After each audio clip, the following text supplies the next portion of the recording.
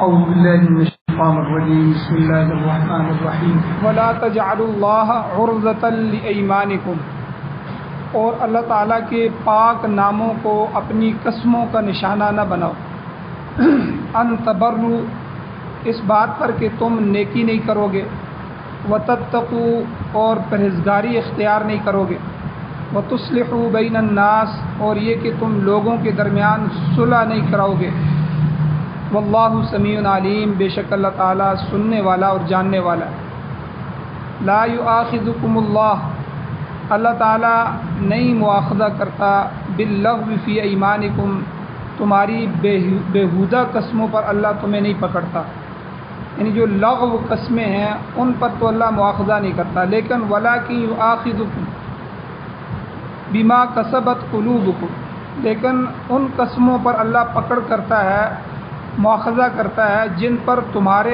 دل ارادہ کرتے ہیں، دل سے جو قسم اٹھائی جائے، اس کا ارادہ کیا جائے، اس پر گناہ ہے، اس پر جو ہے اللہ کی طرف سے مواخذہ بھی ہے، پکڑ بھی ہے۔ واللہ غفور حلیم، اور اللہ تعالیٰ بخشنے والا ہے، بردبار ہے۔ للذین یؤلون من نسائہم، ان لوگوں کے لیے جو اپنی بیویوں کے پاس نہ جانے کی قسم کھا لیتے ہیں، تربص اربعۃ اشہر، 4 مہینوں کی مہلت ہے۔ فإن فاؤوا، اگر وہ ان 4 مہینوں کے دوران میں لوٹ آئیں تو فإن اللہ غفور الرحیم، بے شک اللہ تعالیٰ بخشنے والا ہے، مہربان ہے۔ وإن عزموا الطلاق، اگر وہ نہ لوٹیں اور عزم کر لیں، پختہ ارادہ کر لیں طلاق کا، تو فإن اللہ سمیع علیم، بے شک اللہ تعالیٰ سننے والا ہے، جاننے والا ہے۔ سورہ بقرہ کی آیات نمبر 224، 225، 226 اور 227، 4 آیتیں آج کے درس میں بیان ہوئی ہیں۔ ان میں 2 اہم مسئلے بیان ہوئے۔ ایک مسئلہ قسم اٹھانے کا، یہ جو ہم قسم اٹھاتے ہیں، قسم کی 3 قسمیں ہیں، آگے بیان کروں گا، ان کا الگ الگ حکم۔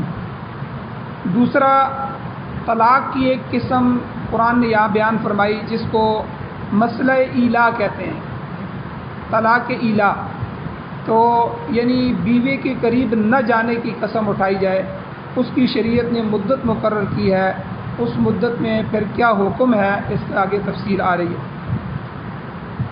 ان سے پہلی آیات میں اللہ نے تقریباً 5 مسائل کو بیان فرمایا جو پیچھے گزر چکے ہیں۔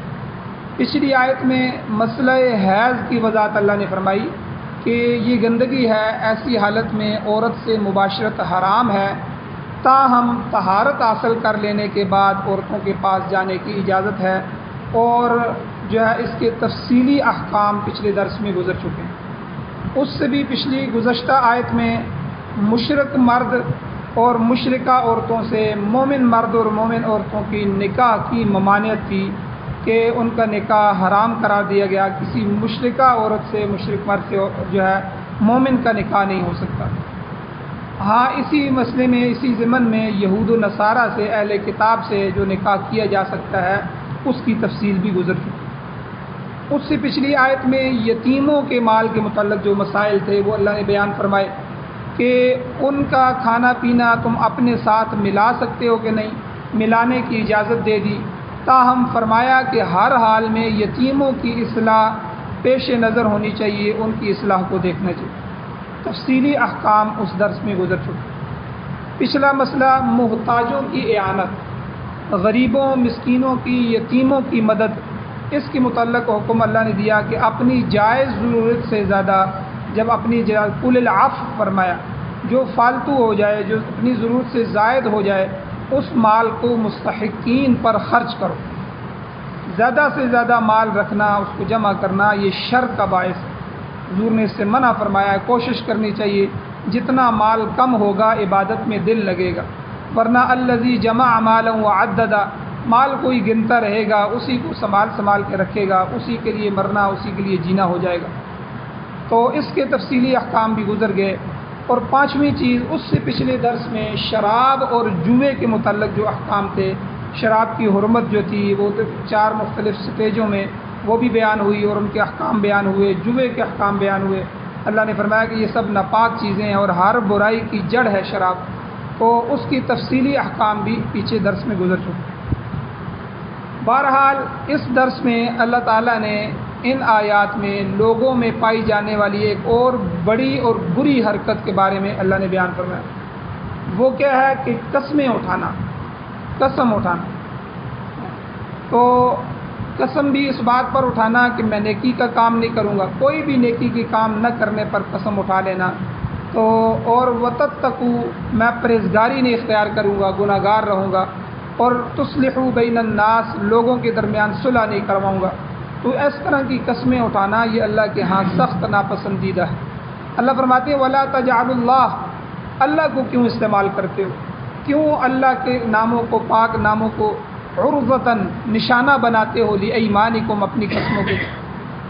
آپ دیکھیں کتنا گناہ گار سے گناہ گار بھی مسلمان ہو کہ اور جھوٹ بول رہا ہو، دھوکہ دے رہا ہو، جو ہی قسم اٹھاتا ہے دوسرے بندے کو یقین آ جاتا ہے یہ اللہ کے نام کی قسم اٹھا رہا ہے۔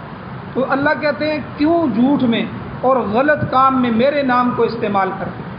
اس کا مفہوم یہ ہے ولا تجعلوا اللہ، کیوں بناتے ہو اللہ کو، اللہ کے پاک ناموں کو عرضۃ لایمانکم، اپنی ایمان، اپنی قسموں کے لیے نشانہ کیوں بناتے؟ تو قرآن اور حدیث کے مطالعے سے چند چیزیں معلوم ہوتی ہیں۔ پہلی بات کہ قسم اٹھانا کوئی اچھی بات نہیں، یاد رکھیں قسم اٹھانا کوئی اچھی بات نہیں ہے، اور کوشش کرنی چاہیے کہ آدمی قسم نہ اٹھائے، نہ جھوٹی نہ سچی نہ کوئی بھی قسم نہ اٹھائے، قسم اٹھانا کوئی اچھی بات نہیں۔ دوسری چیز، اگر کوئی آدمی سچا ہو اور قسم اٹھانے کے بغیر چارہ بھی نہ ہو، کوئی ایسا واقعہ پیش آ گیا کہ لوگ اب یقین نہیں کر رہے اور یہ آدمی سچا ہے، اور اگر یہ قسم اٹھاتا ہے تو لوگوں کو یقین آ جائے گا، اس کی عزت بچ جائے گی، مال بچ جائے گا، جان بچ جائے گی، تو اس آدمی کے لیے اجازت ہے کہ اس صورت میں قسم اٹھا لے۔ اور تیسری بات، اس میں بھی شرط یہ ہے، ضروری یہ ہے کہ قسم اللہ کے نام کی اٹھائے جائے، اللہ کے نام کے علاوہ کسی اور نام کی یا اللہ کی صفات کے علاوہ کسی اور کی صفت کی قسم نہ اٹھائی جائے۔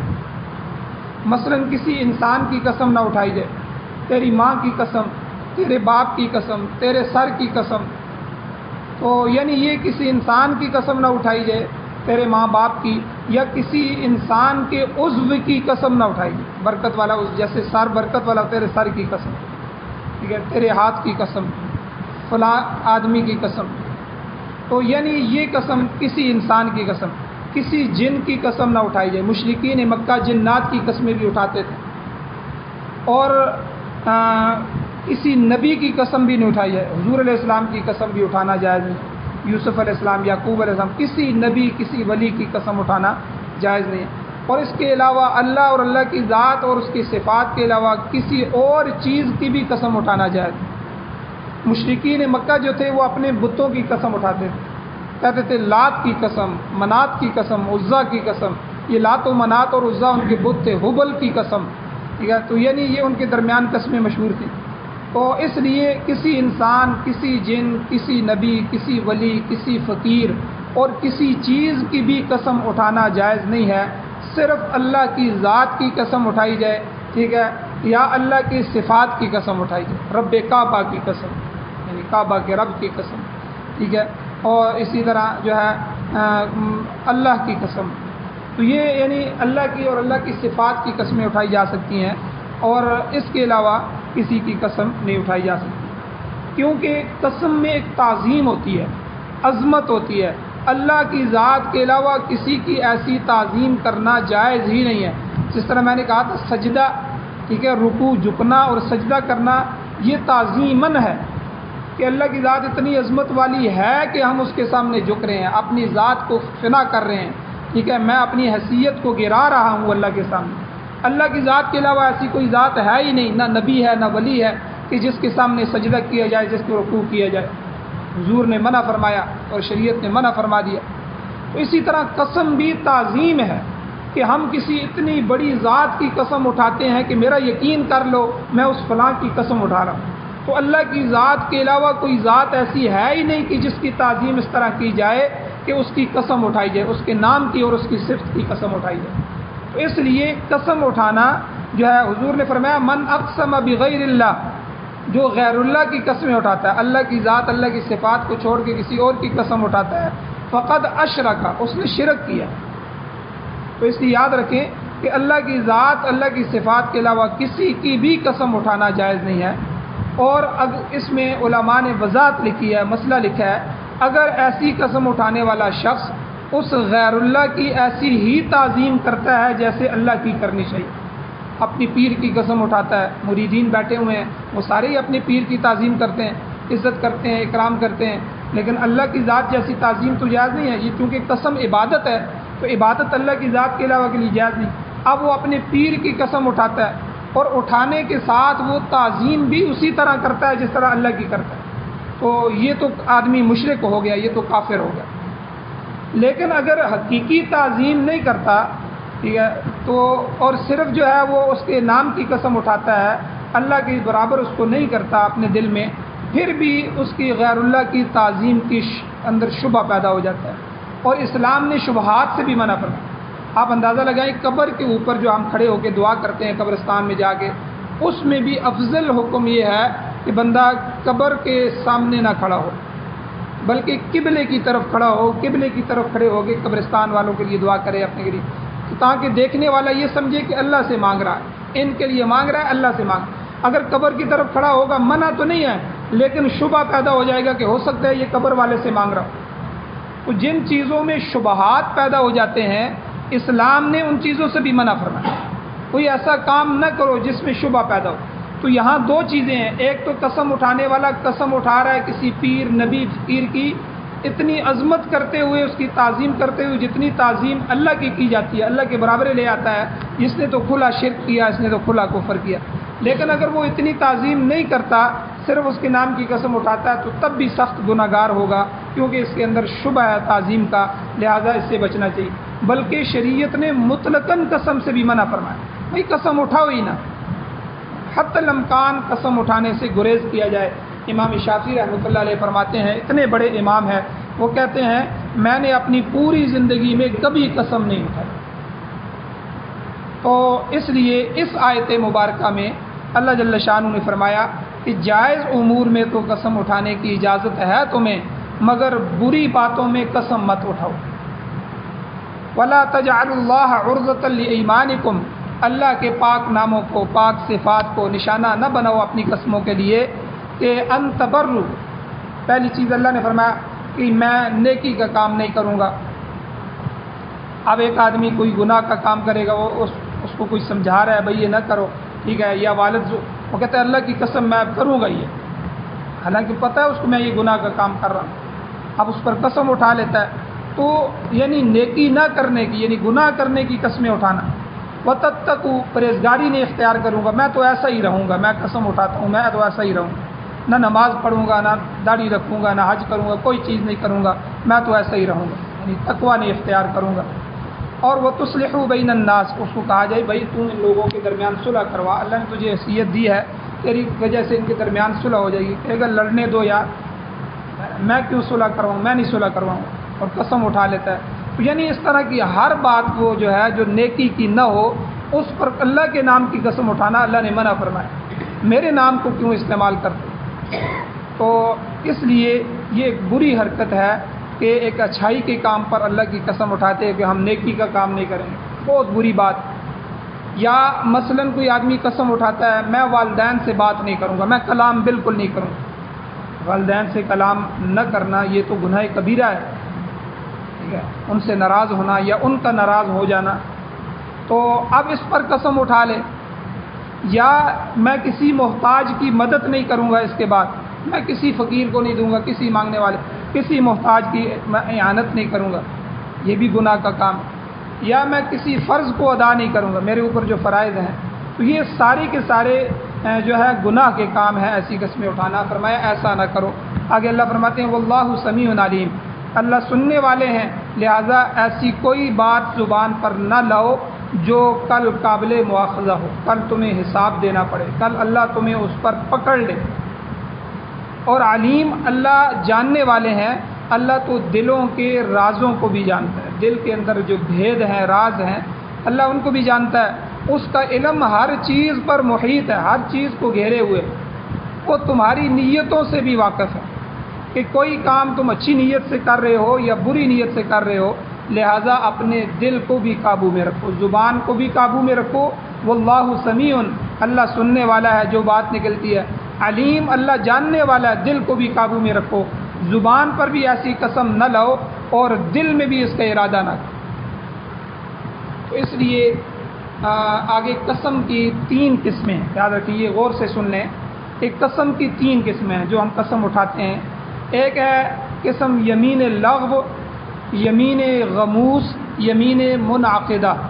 یہ 3 قسمیں ہیں، فقہا نے یہ 3 قسمیں۔ پہلی یمین لغو، بیکار، لغو کہتے ہیں بیکار قسم کی قسم، یعنی جو بغیر ارادے کے زبان سے نکل جائے وہ قسم۔ جیسے آپ نے دکانداروں کو یا کئی بندوں کی عادت، قسم ہے یار میں ادھر نہیں گیا تھا، قسم ہے میں ادھر نہیں گیا تھا، قسم سے یار یہ بات سن لو میری قسم، یعنی ان کی عادت ہوتی ہے، تو بغیر ارادے کے ہی، کوئی ارادہ نہیں ہوتا وہ قسم اٹھانے کا، بغیر ارادے کے ہی زبان سے قسمیں نکلتی رہتی ہیں۔ ایسی قسم پر کوئی مواخذہ نہیں، اس میں ارادہ نہیں ہے، نیت نہیں ہے، اللہ جاننے والے ہیں۔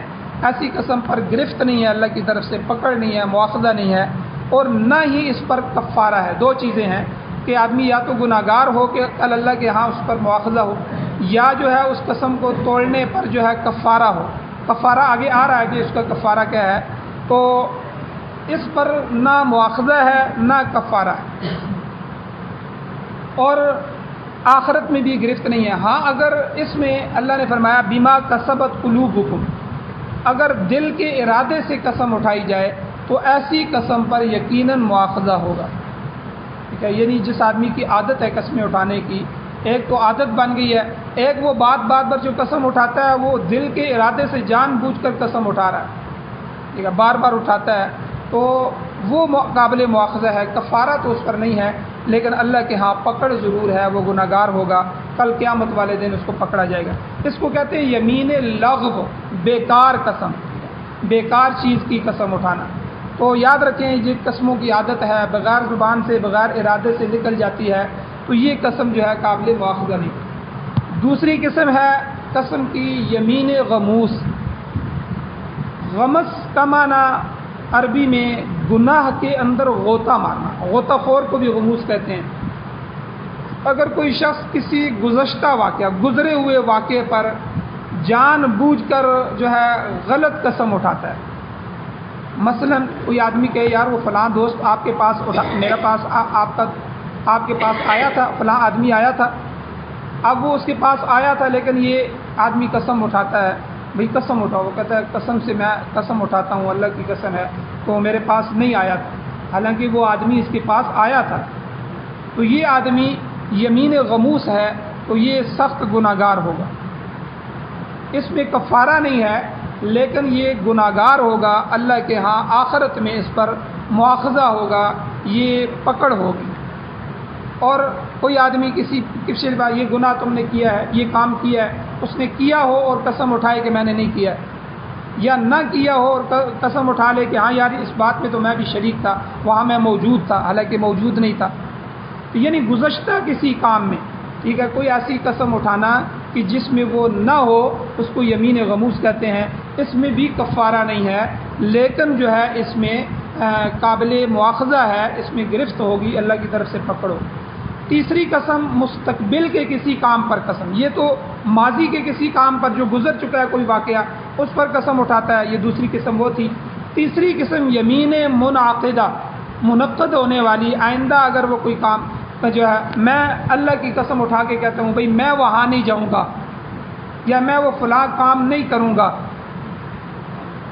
تو ایسی قسم جو ہے جائز کام سے متعلق ہے، تو پھر اس قسم کو پورا کرے، اگر پورا کر لیتا ہے تو بری ہو گیا، اور اگر جو ہے اس نے اس قسم کو پورا نہیں کیا، توڑ دیا، وہاں کی قسم اٹھائی تھی میں نہیں جاؤں گا، پھر چلا گیا، یا میں فلاں کام نہیں کروں گا، پھر اس نے کر لیا، تو یہ قسم ٹوٹ گئی۔ اب اس قسم پر کفارہ آئے گا، ایک تو توبہ کرے، اپنے اس گناہ کو معاف کروائے، قسم کو کیوں توڑا، دوسرا کفارہ ہے اور کسی ناجائز قسم کی متعلق جو قسم ہے اس کا تو ویسے ہی نہیں جائز، اس کو تو ویسے ہی توڑ دینا چاہیے اور اس کا توڑ کے کفارہ ادا کرنا چاہیے۔ اب قسم کا کفارہ کیا ہے؟ حضور علیہ الصلوۃ والسلام کا ارشاد گرامی ہے کہ جب میں کسی بات پر قسم کھا لیتا ہوں اور پھر دیکھتا ہوں کہ دوسری بات اس سے زیادہ بہتر ہے، حضور تو گناہ کے کام پہ قسم اٹھا ہی نہیں سکتے، ظاہر بات ہے نیکی کے کسی کام پہ قسم اٹھائیں گے اچھی بات پہ، لیکن حضور فرماتے ہیں اس میں میں پھر بعد میں دیکھتا ہوں کہ یار اس میں اس سے زیادہ بہتر دوسری بات ہے، تو میں قسم کو توڑ کر کفارہ ادا کر لیتا ہوں۔ اس میں حدیث میں آتا ہے کہ ایک موقع پر ایک صحابی تشریف لائے، حضرت ابو موسیٰ اشعری رضی اللہ تعالیٰ، انہوں نے آ کے عرض کیا حضور ہم جہاد پر جانا چاہتے ہیں، ہمارے لیے سواری کا انتظام کریں، کوئی سواری ہمیں دے دیں تاکہ ہم جہاد میں اس کو استعمال کریں۔ آپ علیہ السلام نے فرمایا واللہ لا احملکم، اللہ کی قسم میں تم کو کسی سواری پر سوار نہیں کرواؤں گا، میں تمہیں کوئی سواری نہیں دوں گا۔ ابو موسیٰ اشعری رضی اللہ تعالیٰ عنہ چلے گئے، خاموش ہو گئے کہ حضور نے قسم اٹھا لی۔ تھوڑی دیر کے بعد حضور علیہ السلام نے سوچا کہ بھئی یہ تو جہاد کے لیے مانگ رہے ہیں، چلو میں کوشش کرتا ہوں تو ان کو سواری دے دیتا ہوں۔ تو حضور علیہ السلام نے حضرت ابو موسیٰ اشعری رضی اللہ تعالیٰ عنہ کو بلایا اور بلا کر اونٹ ان کے حوالے کیا کہ چلو بھئی یہ اونٹ لے لو اور جہاد میں استعمال کرو۔ انہوں نے عرض کیا حضور آپ نے تو قسم اٹھائی تھی کہ آپ ہمیں سوار نہیں کریں گے، اور میں تو چلا گیا، وہاں چند صحابہ بھی تھے، میں نے سارا واقعہ ان سے بیان کیا، ساتھیوں کو بھی میں نے کہہ دیا کہ آپ نے یہ قسم اٹھا لی ہے، تو حضور اب اگر آپ نے اونٹ دے دیا اور اونٹ میں لے گیا تو اپنے ساتھیوں میں جھوٹا ثابت ہو جاؤں گا کہ آپ تو کہتے تھے حضور نے قسم اٹھائی ہے، اب اونٹ حضور نے دے دیا۔ حضور علیہ السلام نے پھر مسئلہ بیان فرمایا، ارشاد فرمایا جب میں کسی معاملے میں قسم اٹھا لیتا ہوں اور پھر دیکھتا ہوں کہ دوسری بات اس سے بہتر ہے تو قسم توڑ دیتا ہوں اور اس کا کفارہ ادا کرتا ہوں۔ اب واقعی میں نے قسم اٹھائی تھی، اب میں نے بعد میں سوچا، مجھے سمجھ آئی کہ یہ اونٹ دینا ہی بہتر ہے، اس میں ثواب ہی ثواب ہے، اللہ کی رضا ہے، تو اب میں آپ کو اونٹ دے رہا ہوں، میری قسم ٹوٹ رہی ہے، اس کا میں کفارہ ادا کروں۔ ایک دوسری روایت میں آتا ہے، دوسری حدیث میں آتا ہے کہ حضور علیہ السلام نے فرمایا تم میں سے کوئی شخص ایک بات پر اصرار نہ کرے، ضد نہ کر لے ایک کام پر جبکہ دوسری بات اس سے بہتر ہو۔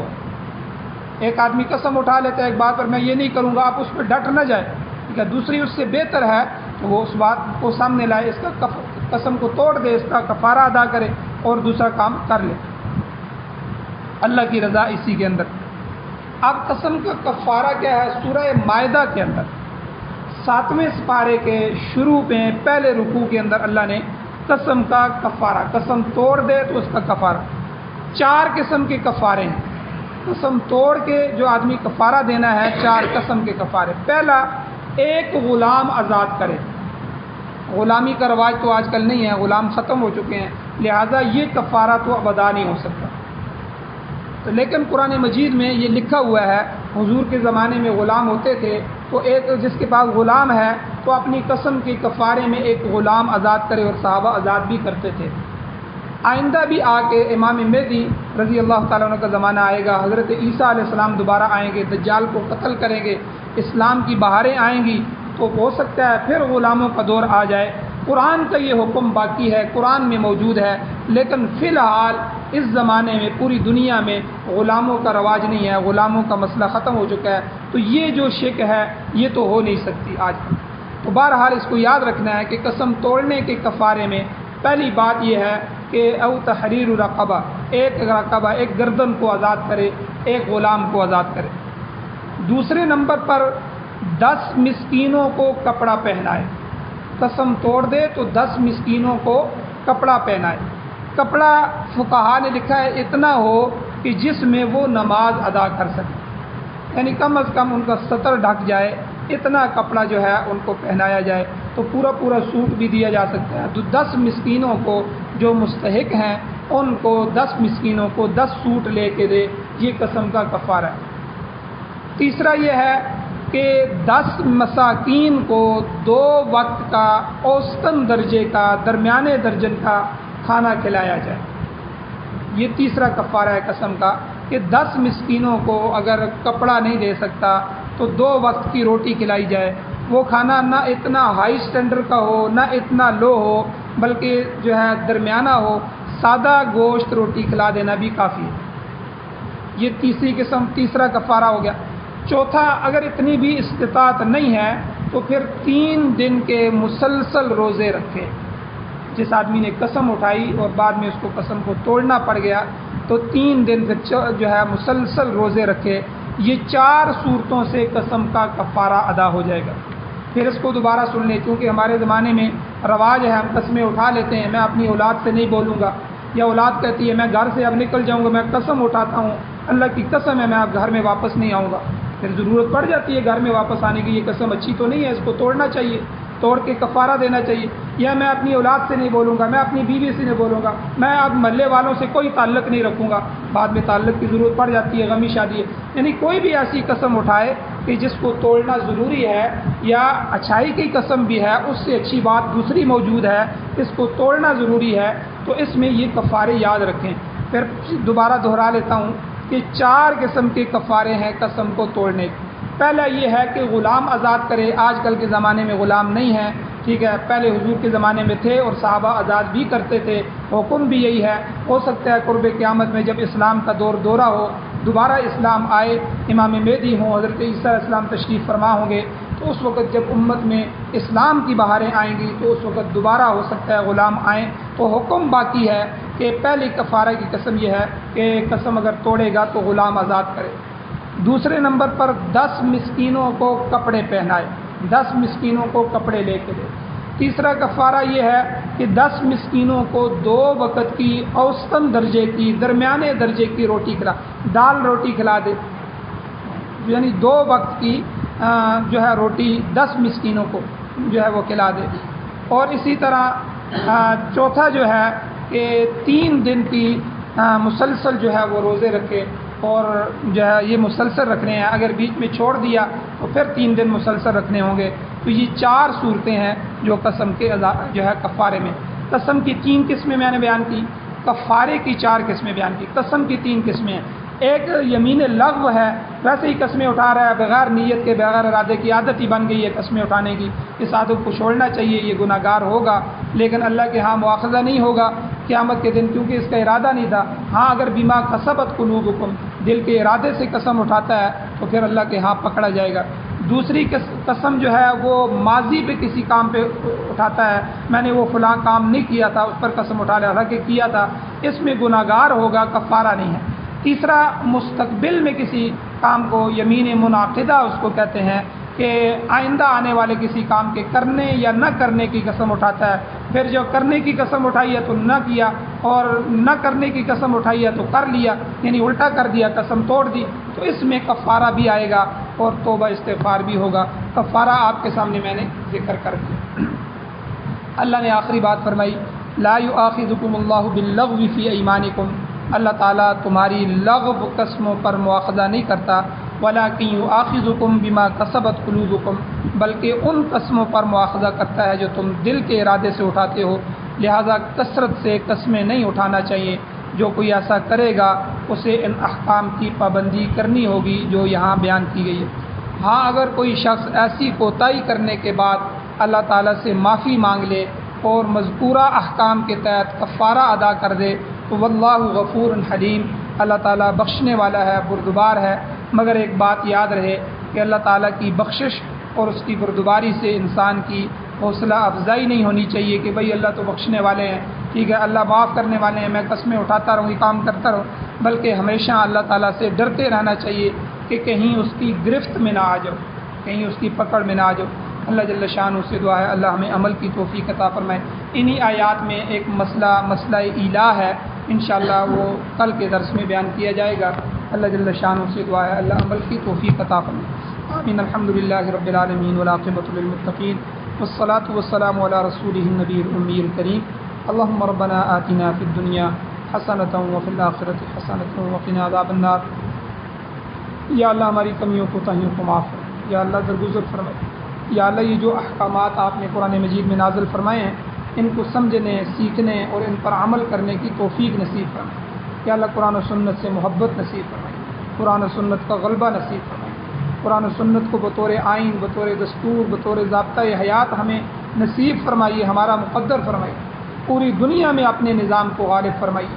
یا اللہ نظام خلافت راشدہ کو یا اللہ نافذ فرمائیے۔ یا اللہ جو مقروض ہیں ان کے قرضوں کے پورا کرنے کے اسباب پیدا فرمائیے، مظلوموں کی مدد و نصرت فرمائیے۔ یا اللہ جو بیمار ہیں ان کو شفا عطا فرمائیے، جو ایمان کی حالت سے اس دنیا سے جا چکے ہیں ان کی بخشش فرمائیے۔ ہم سب کو بھی قبر حشر آخرت کی تیاری نصیب فرمائیے۔ یا اللہ غفلت کی زندگی، غفلت کی موت سے محفوظ فرمائیے۔ صلی اللہ تعالیٰ علی خیر خلقہ محمد و آلہ و اصحابہ اجمعین برحمتک یا